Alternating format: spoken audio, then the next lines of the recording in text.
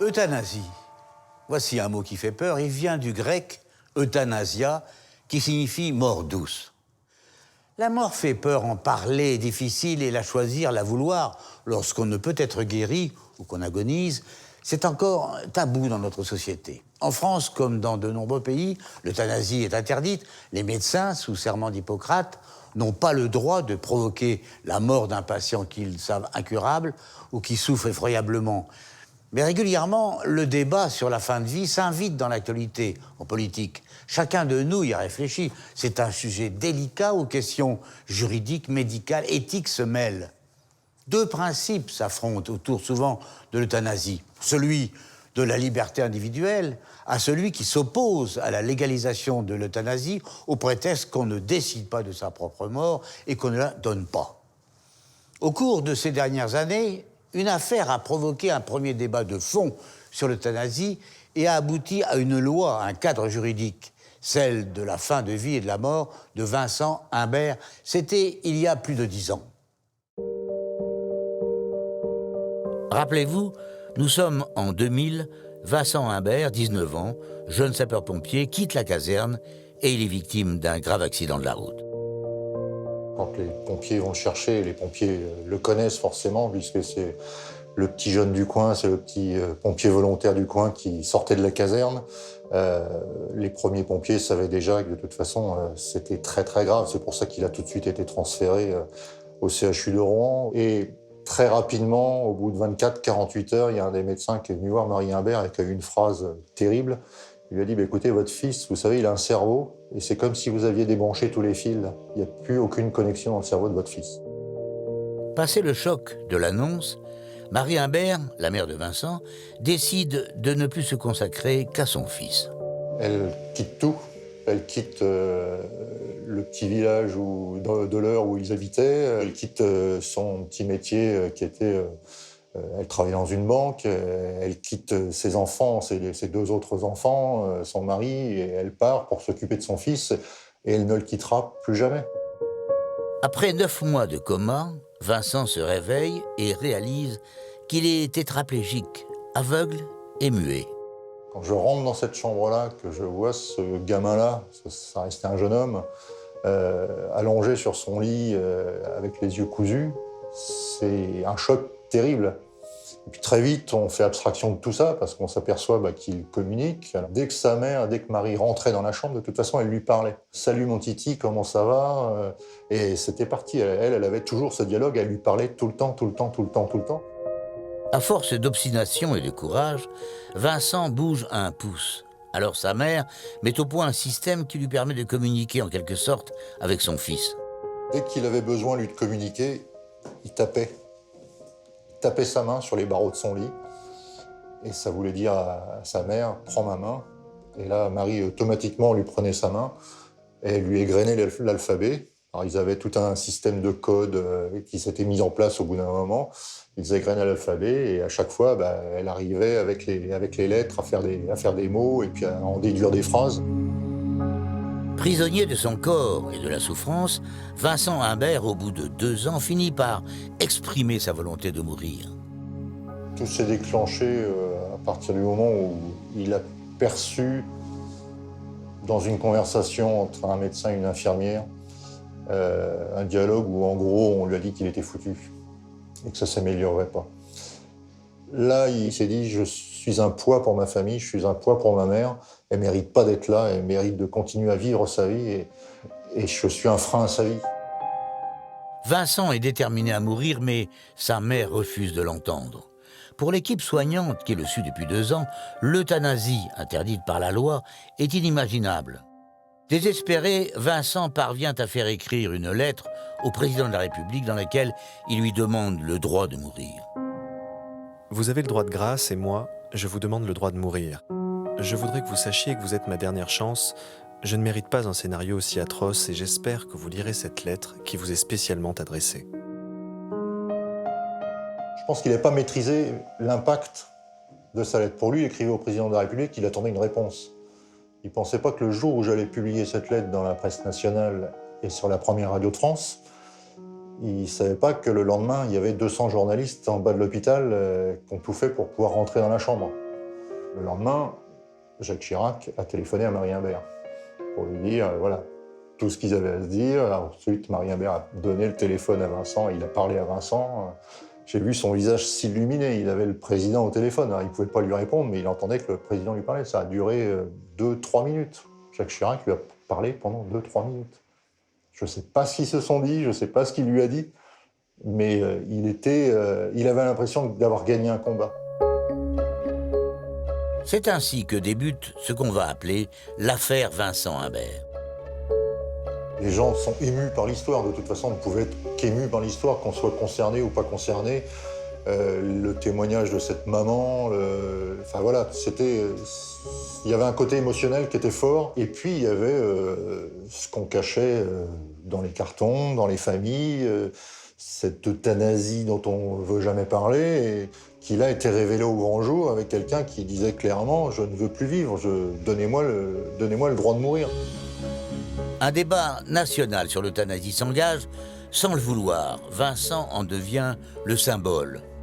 L'affaire a pris une ampleur nationale et internationale assez rapidement. On en a parlé, l'affaire Imbert au début, c'était la première grosse affaire d'euthanasie en France, d'euthanasie révélée et aussi médiatique. Et puis il y a eu les premiers sondages qui ont été pour l'opinion publique et pour les politiques, où ils se sont dit mais il faut peut-être faire quelque chose, où les gens se sont exprimés à plus de 80% pour l'euthanasie. Le président Chirac refuse d'accéder à la demande de Vincent Imbert, qui est alors dans l'impasse. Puisque maintenant la médecine ne peut plus rien pour lui, eh ben, simplement lui demander le droit de mourir. Il y a plus d'1 an qu'il me parle de la mort, qui parle de la mort. Je me rappelle un soir, je lui dis, ben, comme tous les soirs, bonsoir mon titi, à demain, je t'aime, enfin bon, bisous, enfin, etc. Et qui m'a repris la main en me disant, mais arrête maman, tu m'aimes pas, si tu m'aimais, tu me laisserais mourir. Le 24 septembre 2003, 3 ans, jour pour jour, après l'accident de Vincent, sa mère passe à l'acte et lui injecte une dose de barbiturique dans la sonde gastrique qui le nourrit. Au moment où elle injecte le produit, elle est toute seule dans la chambre avec lui. Elle le prend dans ses bras, elle le sent, ils font un dernier câlin ensemble, ils se disent des derniers mots. Et à ce moment-là, elle repose sur son oreiller, elle le voit partir tranquillement. Et c'est à ce moment-là où il y a une infirmière qui rentre dans la chambre et qui s'aperçoit qu'il y a quelque chose qui n'est pas comme d'habitude. Et Marie a ce mot envers l'infirmière en disant « mais de toute façon, c'est trop tard, ça y est, c'est fait, Vincent est parti ». Et là, ils le prennent tout de suite, ils le mettent en réanimation et finalement, Vincent n'était pas décédé. Dans un profond coma, Vincent est transporté dans le service de réanimation du docteur Frédéric Chaussois. Le geste de Marie Imbert a raté, alors qu'elle pensait vraiment permettre à son fils Vincent de rejoindre son paradis blanc. Nous sommes appelés au secours de Vincent Imbert, on ne le connaît pas. Moi, je ne connais pas Vincent Imbert, je ne connais pas son dossier.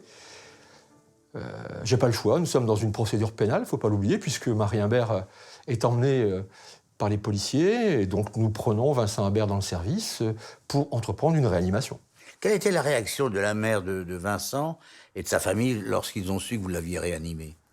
Et le lendemain, Marie Imbert vient entourée de 2 policiers et je les reçois dans mon bureau. Elle est à ce moment-là en garde à vue. Tout le monde pleure. Marie Imbert, bien sûr, et les 2 policiers. Et là, bien sûr, Marie Imbert va, excusez-moi l'expression, mais m'engueuler, quoi. En me disant comment ça se fait, pourquoi vous avez fait ça, c'est ignoble, etc., etc. Je vais lui répondre tout simplement qu'on ne connaissait pas le dossier et je lui assure, quand on se quitte, en lui disant que je ferai ce qu'il y a de mieux pour son fils Vincent. Le docteur Chaussois se retrouve alors, malgré lui, au centre de l'affaire Imbert. À quel moment vous avez pris les décisions sur le sort de cet être qui vous étiez confié, quoi? Déjà en reprenant son historique de ce dossier, de voir un peu qui il était, pris la mesure de son handicap, de sa souffrance. Et humainement, on ne pouvait pas aller au-delà. Le docteur Chaussois réunit l'équipe médicale pour prendre une décision collégiale. Donc chacun a donné son avis et il en est sorti que, bien évidemment, à l'unanimité des présents, il fallait arrêter la réanimation entreprise. En d'autres termes, il est décidé d'abréger les souffrances de Vincent. Je vais me diriger vers sa chambre, son box, où il est donc allongé, alité, il est sous assistance respiratoire. Donc la première chose, ça va être d'arrêter le respiratoire artificiel. Donc il faut faire le geste et j'arrête le respirateur. Mais bien entendu, la respiration est anarchique. Il présente des signes de souffrance respiratoire. Il respire comme une image, c'est comme le poisson que l'on sort de son bocal. Et donc il faut faire quelque chose. Et donc je décidais donc d'injecter un produit létal pour abréger ses souffrances. À partir du moment où vous faites la piqûre de produit létal, vous, entre guillemets, vous assumez la mort de ce garçon. Oui, je vais tout de suite l'assumer d'ailleurs. Sans aucun remords et sans aucun état d'âme. Je vais tout de suite dire ce que j'ai fait.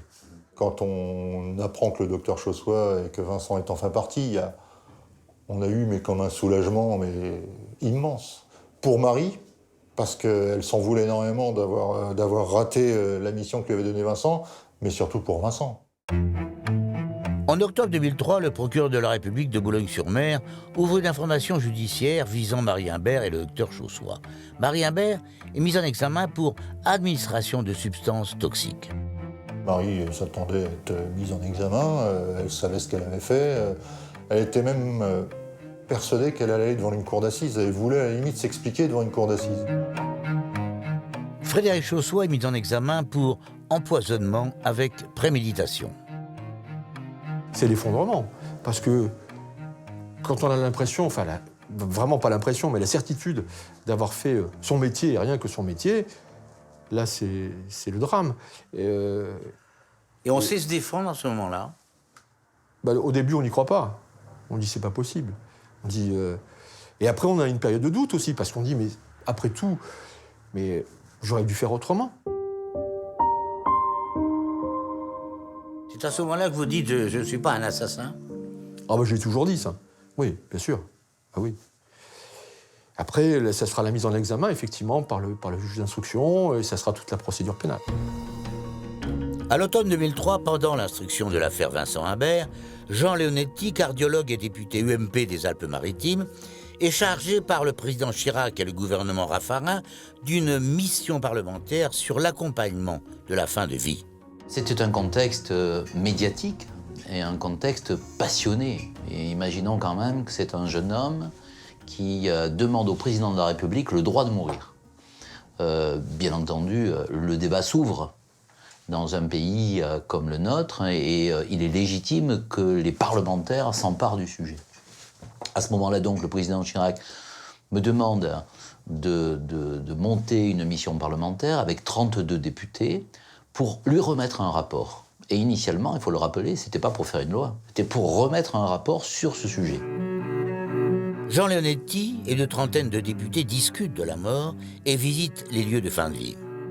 Moi, je venais de services de réanimation ou de services de cardiologie dans lequel, effectivement, le combat pour la vie était le maître mot. On se battait pour que les gens vivent. Et donc, lorsque j'ai pénétré à l'intérieur des premiers soins palliatifs, j'ai été surpris par l'ambiance sereine, apaisée, qui régnait dans ce service, dans un service dans lequel tout le monde allait y mourir. En 2005, le rapport devient une loi, celle relative aux droits des malades et à la fin de vie. Le Parlement l'adopte, c'est la loi dite Leonetti. Elle prévoit un droit à laisser mourir, le patient peut refuser les traitements et la loi proscrit l'acharnement médical mais ne légalise pas l'euthanasie active. Que dit la loi de 2005 ? Elle dit au fond 3 choses. Et c'est au fond la société qui parle au mourant. Elle lui dit « je t'abandonnerai pas, je te laisserai pas souffrir et je te prolongerai pas de manière anormale ». C'était une avancée sur les problèmes de fin de vie. Là, la situation était assez claire. C'est-à-dire qu'elle nous permettait de pouvoir arrêter un certain nombre de traitements sans se voir inculpé, inquiété pour une non-assistance en personne en danger, par exemple. Mais pour Marie Imbert, la mère de Vincent, la loi est insuffisante. Elle qui se bat depuis la mort de son fils pour une aide active à mourir, dénonce alors un simple laisser mourir. C'était sa raison de vivre.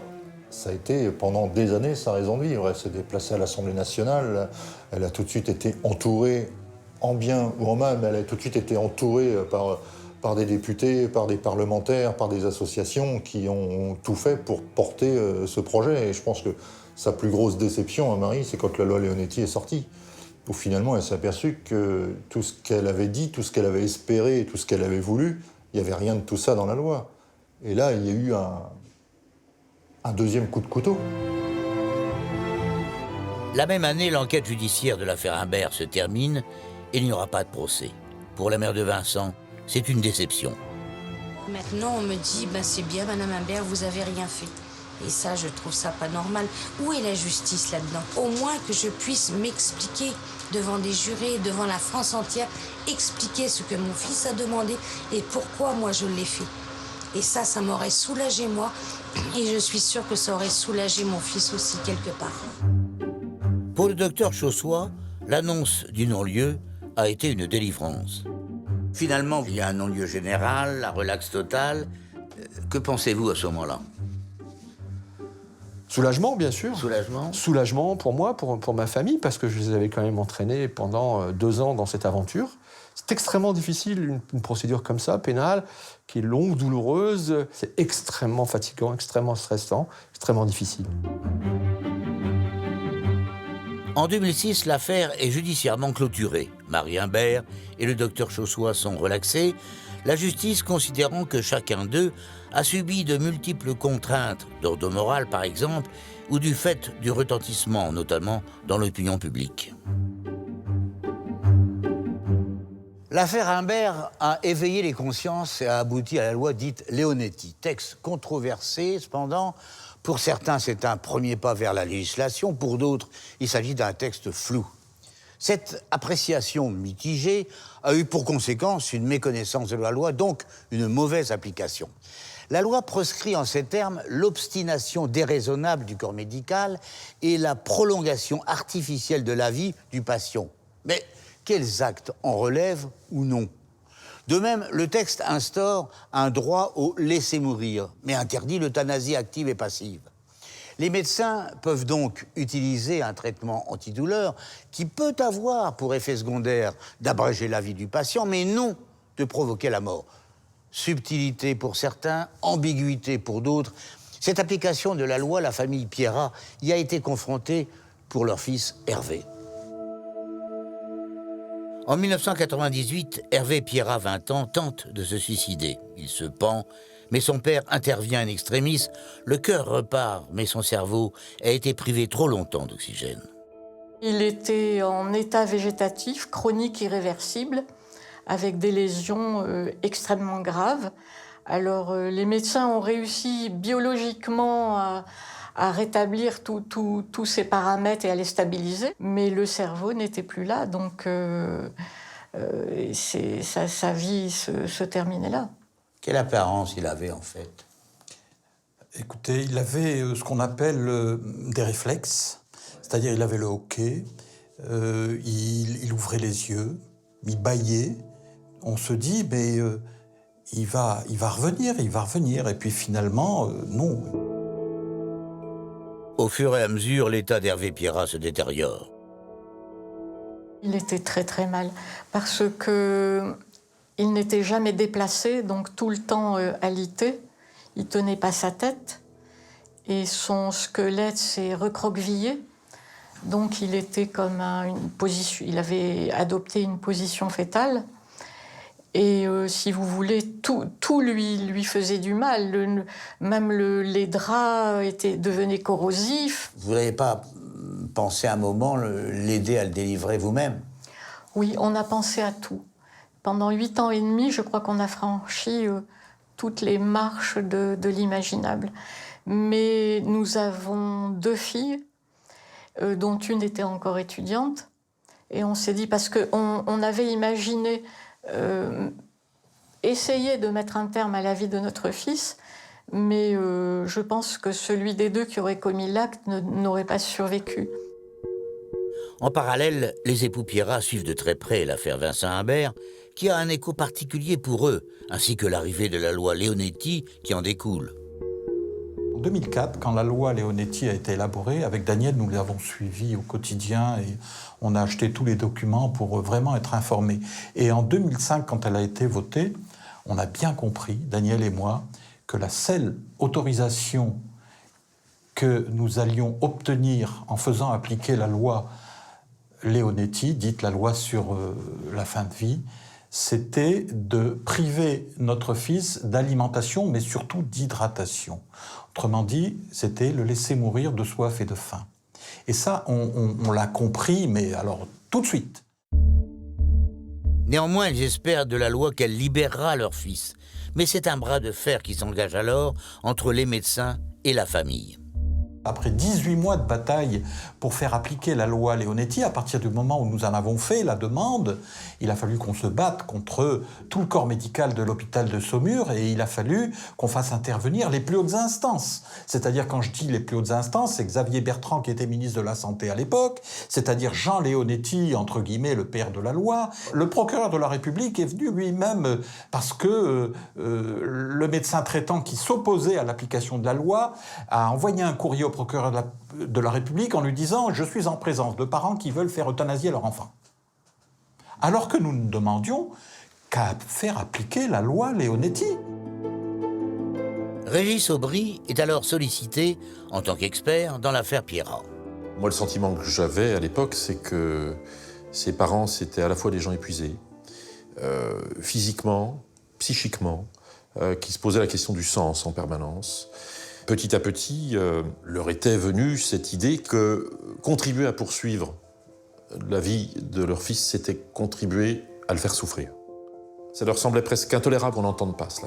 Mais en même temps, il était légitime que les soignants, les médecins soient réticents, enfin ne soient pas d'emblée dans une espèce d'accord enthousiaste autour d'une décision qui pouvait leur apparaître comme le contraire du soin. À l'époque, l'équipe médicale est traumatisée par la mise en examen du docteur Chaussois, qui a aidé Vincent Humbert à mourir. Ils avaient peur aussi, ces acteurs de santé, qu'on assimile cette décision d'arrêter ce qui maintenait en vie, qu'on assimile cela à une euthanasie. Sachant que l'euthanasie était et est toujours illégale, cette crainte était importante, je pense, pour eux. Régis Aubry conclut son rapport en ces termes « L'application de la loi peut être une réponse à la situation d'Hervé ». L'équipe médicale finit par accepter, retire la sonde d'alimentation et dès lors commence le calvaire d'Hervé et de sa famille. Je ne sais pas s'il a ressenti la souffrance ou pas, mais en tout cas, nous, on l'a bien senti pendant 6 jours et 6 nuits. Il avait des convulsions, des soubresauts dans son lit.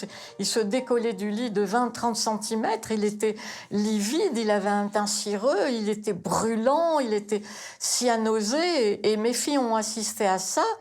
Et je pense que ça les a traumatisés à vie. Au bout de 6 jours, quand on a vu Hervé comme ça, qui faisait des bonds dans son lit, on a hurlé, on n'en pouvait plus. C'était incroyable de voir ça. Et dans la chambre, on hurlait. Et là, on hurlait tellement, et on a fait la promesse de se battre pour que ce qui lui arrive et ce qui nous arrive n'arrive pas à d'autres. Et on a promis qu'on le ferait savoir. Et j'étais prêt à revenir l'après-midi à 14h avec mon caméscope pour filmer, parce que les gens j'ai dit, on va pas nous croire qu'Hervé est dans cet état. Vous l'avez pas fait? Mais c'est pas que je l'ai pas fait. C'est qu'après avoir hurlé comme ça dans la chambre et après en avoir fait la promesse, à 14h, on recevait un coup de fil, Hervé est décédé. Et comme par hasard, l'infirmière avait été remplacée par un infirmier. Dans ce contexte de peur, la loi est finalement appliquée dans sa rigueur stupide, je dirais textuelle. Arrêter les traitements, c'est pas arrêter les soins. Là, effectivement, on a eu l'impression qu'on arrêtait tous les traitements, mais que, ayant peur de la judiciarisation de cette situation, on a fermé la porte et on a fait un laisser-mourir qui s'est déroulé dans des conditions extrêmement dures pour la famille. J'étais tous les jours auprès de mon fils. Tous les jours. Quand mon fils est mort, je n'étais pas là. Il est mort une deuxième fois, il est mort définitivement, je n'étais pas là. Pourquoi? C'est normal, ça? J'aurais voulu lui donner la main. Ça nous a été volé, ces moments-là. Hervé est décédé le 12 novembre 2006. Les parents espéraient, avec la loi Leonetti, le départ en douceur de leur fils. En fait, ils ont été confrontés à sa fin insoutenable. Le problème pour Hervé Pierrat, c'est pas la loi, c'est une mauvaise application médicale. Et que clairement, mes confrères n'ont pas fait, en tout cas moi je n'aurais pas fait du tout, comme ce qui a été fait pour Hervé, ce qui a donné l'impression dont on ne peut pas leur dire malheureusement avec certitude qu'elle est fausse, qui a donné l'impression à ses parents que Hervé Pierrat était mort dans des mauvaises conditions. On voulait porter plainte, et puis nous, quand on a fait appel à quelqu'un qu'on connaissait très bien, qui était Gilles Antonovitch, qui était donc l'avocat à ce moment-là de l'Association pour le droit de mourir dans la dignité, et il me dit, en droit administratif, ça va durer 5-6 ans. Ah oui, c'est sûr. Et puis, ça va être... Est-ce que vous êtes prêt à... Et on lui a dit, non, c'est pas possible. Et puis, vous voyez, finalement, on est en 2015, et on commence à être très fatigué, parce qu'on continue notre combat, on se bat pour que ce qui est arrivé à Hervé n'arrive pas à d'autres. Car finalement, la promulgation de la loi dite Leonetti n'a pas réellement changé les choses. Ignorée, mal appliquée, elle a été réévaluée en 2008 par Jean Leonetti lui-même, sans réel changement. Depuis, divers rapports et réflexions ont fait état de carences dans la prise en charge de la fin de vie en France. En 2012, dans son programme à l'élection présidentielle, le candidat François Hollande annonce dans sa proposition 21 la promesse d'une loi pour le droit de mourir dans la dignité. 3 ans après, en 2015, enfin, les députés Jean Leonetti et Alain Claes présentent une proposition de loi, pas d'euthanasie, mais le texte instaure, entre autres, un droit à une sédation profonde et continue jusqu'au décès pour les malades en phase terminale. Adopté, puis rejeté par le Sénat, il n'y a pas le consensus souhaité par François Hollande, mais s'ouvre alors un vrai débat de société.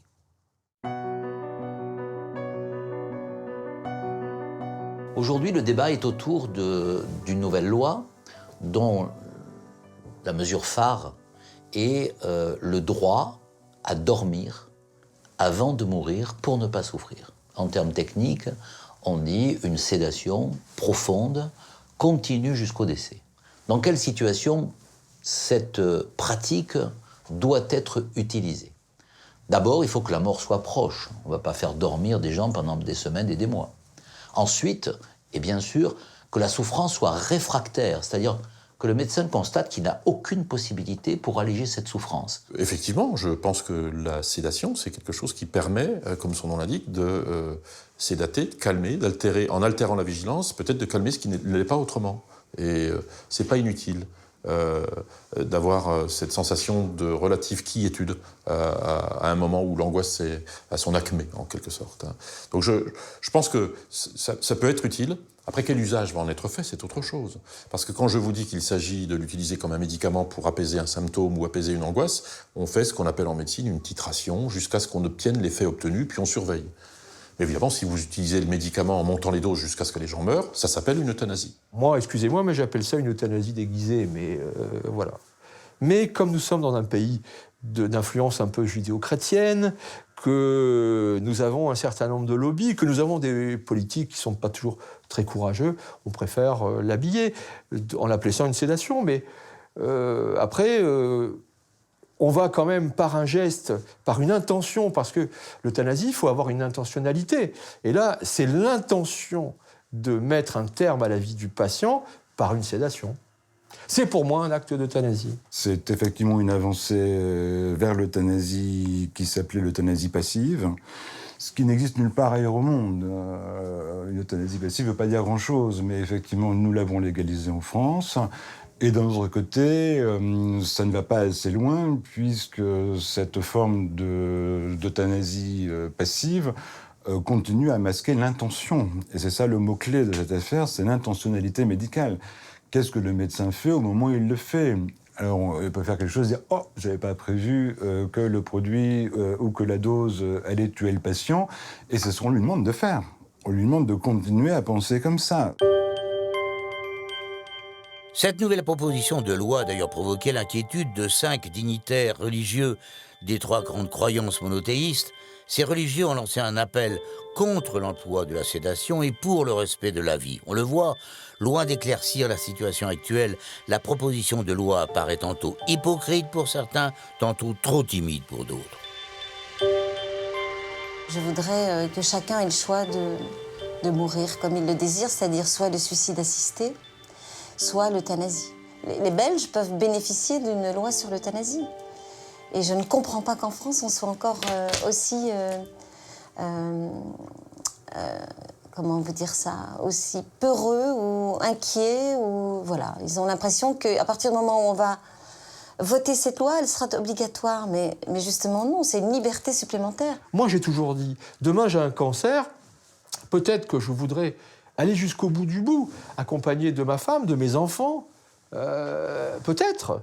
Mais si j'estime que moi, Frédéric Chossois, ma dignité, la mienne, elle est atteinte, j'aimerais bien m'arrêter avant, si je veux. Et si je veux m'arrêter avant, ben j'aimerais bien qu'on m'aide. Alors vous me direz, ben vous pouvez toujours vous suicider, effectivement. Mais c'est pas facile de se suicider.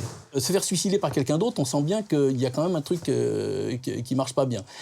Donc effectivement, il y a des gens qui pensent que la seule façon de mourir dignement, ce serait de mourir en maîtrisant sa mort et, nec plus ultra, de se faire tuer de la main d'un médecin. Je ne partage évidemment pas du tout cette position. C'est effectivement un certain courant philosophique qui dit, voilà, moi je pense que ma liberté l'emporte, s'impose à la société. Et si je veux mourir, je ne veux pas mettre fin moi-même à ma vie, mais je dois exiger de la société qu'elle mette fin à ma vie. On doit s'interroger sur ce qu'est cette notion de dignité, ce qu'est cette notion de vie. Est-ce que c'est nous qui maîtrisons complètement notre vie en disant « mais je fais ce que je veux de mon corps ». Alors vous dites ça aujourd'hui, ça paraît normal, mais non, votre corps ne vous appartient pas. Pourquoi il ne vous appartient pas? Et d'ailleurs, la loi déjà le dit qu'il ne vous appartient pas. Vous ne faites pas ce que vous voulez de votre corps. Vous ne pouvez pas, par exemple, vendre un de vos organes. C'est pas permis. Je suis mon corps. C'est complètement indissociable. Et à partir du moment où je suis mon corps, je n'en fais pas ce que j'en veux. À l'inverse, Mireille Jospin, la mère de Noël Châtelet, a, elle, choisi sa propre mort. Militante pionnière de l'association pour le droit de mourir dans la dignité, elle a annoncé à sa famille, le jour de ses 92 ans, la date programmée de sa mort. Elle voulait partir libre parce qu'elle avait vécu libre, et elle voulait partir aussi pour ne pas risquer d'être un jour un poids possible d'elle sur ses enfants. Je crois que c'est très important de comprendre qu'elle a voulu s'auto-délivrer pour nous délivrer, nous, d'un poids possible d'elle. Il m'a fallu faire un travail que j'appelle le travail d'empathie, justement. C'est-à-dire de faire en sorte que l'amour ne soit pas fait pour garder l'autre, mais pour se mettre à la place de celui ou de celle qui va partir, ce qui est très difficile. Je ne voulais plus la garder seulement pour moi, je comprenais de l'intérieur la situation dans laquelle elle se trouvait, d'extrême vieillesse, d'extrême épuisement, et cette idée farouche de vouloir partir debout, en citoyenne. Au fur et à mesure, Noël Châtelet comprend et accepte la décision de sa mère de mettre fin à ses jours. Ma mère, pendant ces 3 mois, m'a donc aidée à apprivoiser la mort. Et c'est pour ça qu'en écrivant le livre qui raconte toute cette aventure, la dernière leçon, je parle d'une leçon précisément. La seule qui me manquait, au fond. La dernière, et peut-être, qui sait, la plus importante. Je pense que le moment de la mort, du moins si on en a la possibilité, est peut-être le moment le plus important de sa vie, paradoxalement, parce que c'est l'ultime acte. Et s'il est vécu comme un acte, il cesse d'être dramatique. Et elle m'a téléphoné, je me souviens encore 2 jours avant son geste, en me disant « N'aie pas peur pour après, ma chérie. Hein.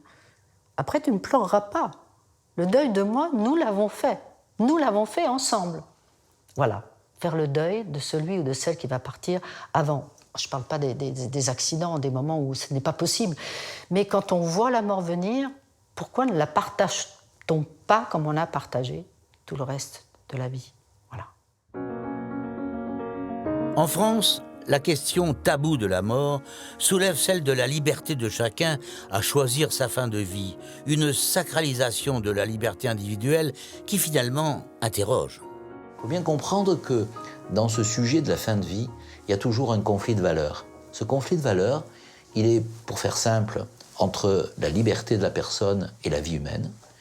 Et il est en fait dans une éthique de l'autonomie de la personne qui doit être respectée et une éthique de sa vulnérabilité qui doit être protégée. Ce rapport étrange avec la notion d'autonomie. On pourrait décider de tout. Aujourd'hui, on pourrait décider de sa mort, entre guillemets. Alors je ne dis pas qu'on ne peut pas dire ce que l'on souhaite ou qu'on ne souhaite pas, ça c'est une réalité. Mais je pense qu'on ne peut pas décider de tout. Et surtout, on ne peut pas tout décider tout seul. Moi, ce que je vois au quotidien, c'est des gens qui sont plutôt effrayés par leur propre mort et qui ont besoin de ne pas être tout seuls. Et c'est des gens qui parfois ont dit des choses très claires quand ils n'étaient pas malades et qui deviennent très ambivalents parce qu'ils sont malades. Donc je crois qu'il faut éviter de penser que l'autonomie de l'homme, ça soit un dogme comme ça, je peux décider de tout. Cependant, dans la seconde version de la loi Leonetti, il est proposé que les directives anticipées, c'est-à-dire les consignes écrites du patient pour sa fin de vie, ne soient pas simplement consultées comme c'était le cas jusqu'à présent, mais qu'elles s'imposent au corps médical. Ça va dégrader la relation entre le professionnel de santé, les professionnels de santé, les médecins, les personnels infirmiers, les personnels de santé, et puis le patient et la famille. On va arriver sur une vision de droit. Mais qui dit droit, eh bien dit effectivement des rapports de force contentieux qui vont plus être de confiance entre les personnels de santé. Ça va être le patient qui va dire « moi j'ai droit ».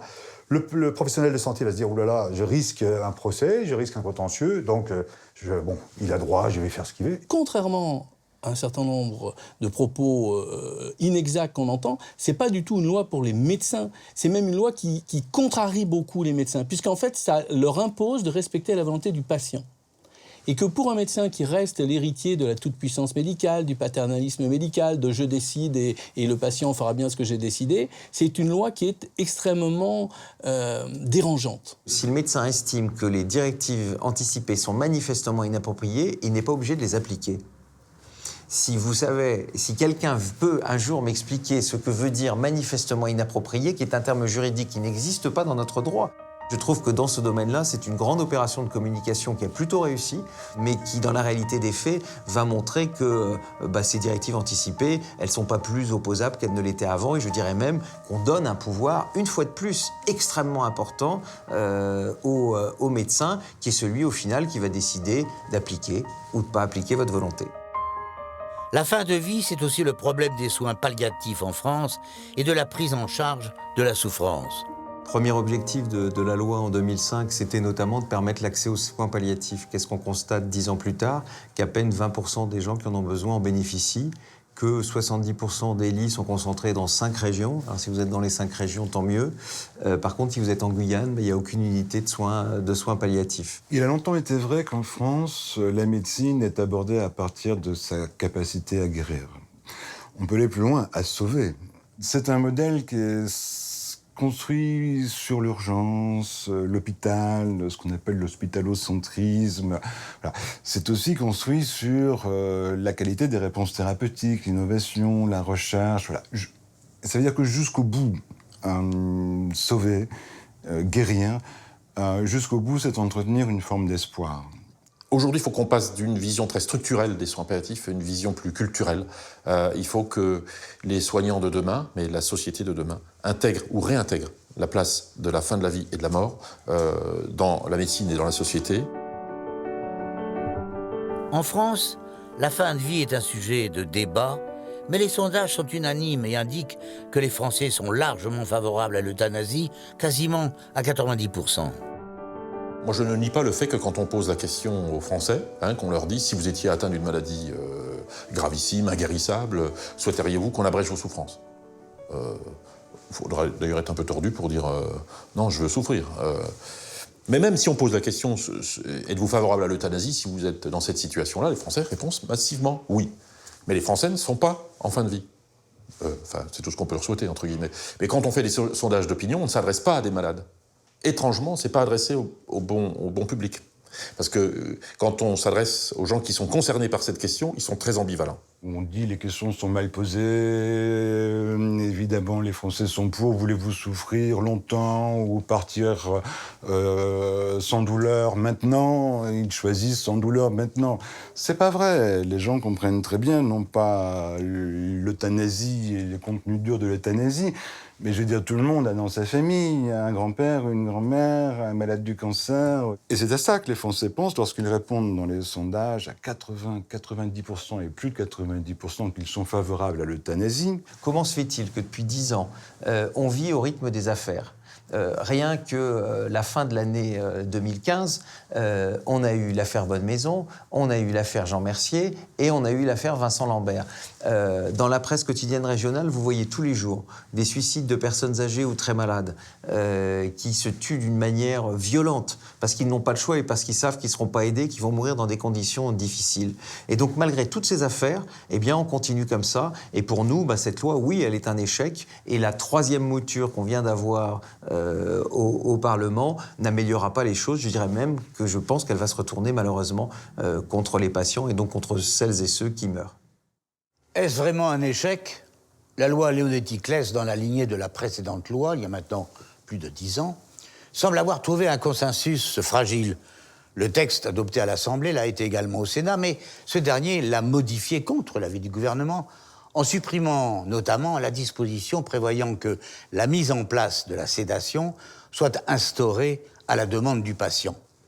Une commission mixte paritaire va donc être chargée de mettre d'accord les deux chambres autour de cette proposition de loi. Mais que faire lorsqu'on n'est pas en fin de vie, pas en phase terminale, que l'on peut continuer à vivre, mais que la médecine est impuissante ? Eh bien, les Français qui le peuvent vont en Suisse, où le suicide assisté est permis. Ils contournent ainsi la loi française pour mourir dans la dignité, comme ils le revendiquent. Fin 2014, Michel Philippin a accompagné sa femme Mireille, 60 ans, en Suisse, où une association l'a aidé à mourir. À l'origine des souffrances terribles de son épouse, une erreur médicale. Mon épouse Mireille a été victime d'un accident médical. Elle a été opérée d'un hallux valgus, c'est une excroissance qui se développe à la base de l'orteil. Une chirurgie courante, mais cependant ratée, qui a nécessité de reprises et dont les conséquences ont été irréparables. Il y a eu des complications neurologiques qu'on appelle des douleurs neuropathiques. Alors, les douleurs neuropathiques sont terribles. Elles sont d'une très très grande intensité, au maximum sur l'échelle de la douleur, d'une violence telle qu'elles peuvent provoquer des syncopes. Elles sont permanentes, même au repos, et surtout, il est impossible de les soulager. Elles résistent à tout, même aux antalgiques les plus puissants comme la morphine. Mireille est déclarée en échec thérapeutique et supporte longtemps cette douleur qui ne la quitte pas. C'est la puissance la plus totale. C'est-à-dire, sur son lit de douleur, je ne pouvais rien faire pour la soulager. Imaginez, il n'y a rien du tout dans la pharmacie susceptible de la soulager, même un petit peu. Impossible d'appeler un médecin, impossible d'appeler le SAMU. Rien, rien, rien. Aussi bien, j'étais complètement démunie, et la médecine aussi ne pouvait rien pour elle. À bout, épuisée, Mireille prémédite de se suicider. Elle était très courageuse, hein. Elle a lutté pendant 5 ans et elle avait toujours un petit espoir de s'en sortir. Et au bout de la 5e année, elle a commencé à envisager de mettre fin à sa vie elle-même. Alors elle a imaginé tout un tas de moyens de se suicider, tous les plus horribles, abominables les uns que les autres, et puis de toute façon tous inacceptables à mes yeux. Quand sa demande est devenue plus pressante, je lui ai dit que je l'avais compris, que je l'avais entendu, mais que je voulais pour elle une mort dans la douceur, une belle mort à l'image de sa vie. Mireille se tourne alors vers une association en Suisse pour l'aider à mourir. Pour bénéficier d'une mort volontaire assistée en Suisse, on dit souvent n'importe quoi. Hein. On dit que c'est le commerce de la mort, ainsi de suite. Non, c'est très très encadré par la loi. Donc, il faut déposer un dossier.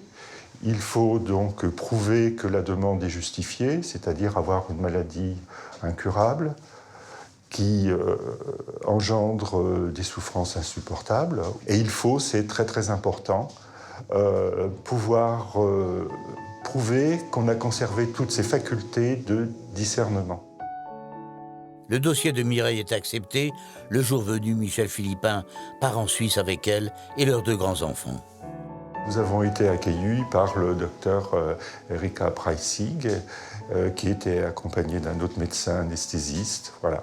Donc un accueil très très chaleureux et une écoute absolument extraordinaire, chose qu'on n'a jamais rencontrée en France. Voilà. Donc Mireille a mis fin à ses jours elle-même en s'injectant à l'aide d'une perfusion un médicament létal qui avait été préparé par les 2 médecins. Voilà. En moins d'1 minute, elle s'est endormie très paisiblement, le temps de dernier baiser, de derniers mots d'amour. Et puis son cœur s'est arrêté de battre, je dirais presque naturellement, au bout de 3 minutes. Choisir d'aller en Suisse ou en Belgique pour mourir, c'est dans certains cas trouver ailleurs une réponse à sa détresse. Je ne sais pas si la France peut s'offusquer du fait que certains d'entre nous devons passer les frontières pour arriver à des fins qui consistent à trouver ailleurs la possibilité de mourir. Mais moi, ça me scandalise. Et je dirais que ce n'est pas simplement le passage aux frontières qui me scandalise. Ce qui me scandalise, c'est qu'un patient, un malade, un handicapé doivent se suicider. Ou que l'on dise à quelqu'un que s'il veut partir, il n'a qu'à se suicider. Je trouve immoral, asocial, de dire à un malade qu'il n'a qu'à se suicider. Tout notre message, toute notre culture, tous les efforts que nous accomplissons, tous les choix budgétaires que nous faisons, consistent au contraire à vouloir soigner, à vouloir guérir, quand c'est possible, à vouloir accompagner dignement.